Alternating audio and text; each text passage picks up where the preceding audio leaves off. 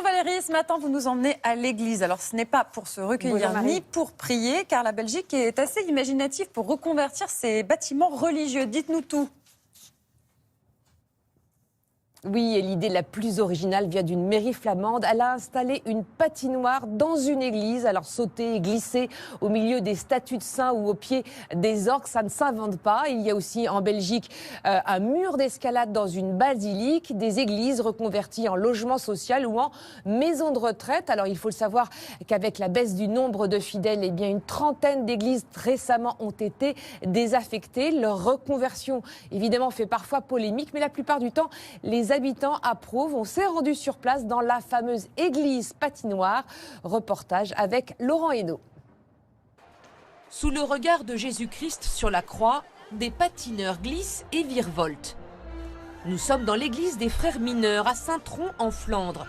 Fini les messes, une patinoire a pris la place pour l'hiver. On aime beaucoup parce que les lieux sont préservés, on voit qu'il y a quand même encore de très belles choses à voir, que ce soit les vitraux, etc. Et donc c'est chouette de faire du patinage dans un lieu magique en fait. Je trouve que c'est beau parce qu'en même temps tu fais du patin à glace et en même temps tu peux admirer les choses autour de toi. Faute de fidèles et de prêtres, l'église a été désacralisée et louée à la mairie pour en faire un lieu ouvert au public. Une crèche a été installée pour ne pas faire oublier aux patineurs l'identité du lieu. Il y a un service flamand qui s'occupe de respecter le patrimoine. Ils ont demandé par exemple de respecter les statues, les peintres, le chœur qui n'est pas accessible par exemple. L'idée c'est de respecter et de continuer l'esprit un peu religieux et historique du bâtiment.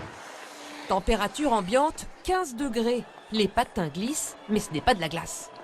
Donc nous avons choisi pour une patinoire écologique et ça c'est une sorte de téflon.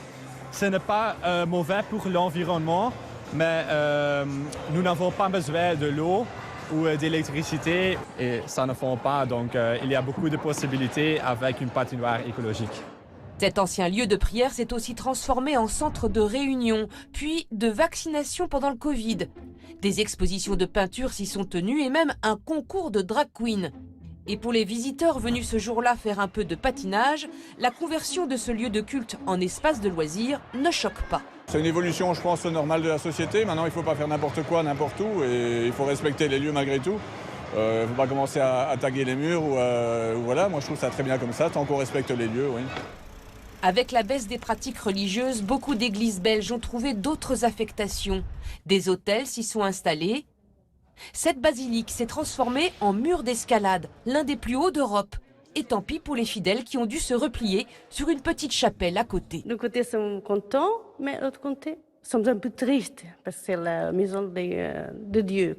Ce patrimoine devenu trop coûteux à entretenir par la communauté catholique s'est donc trouvé une seconde vie. À Maastricht, aux Pays-Bas, c'est une bibliothèque qui a ouvert. Le plus surprenant, cette boîte de nuit très populaire à Bruxelles. Mais il s'agissait d'une église anglicane réputée plus progressiste. Waouh!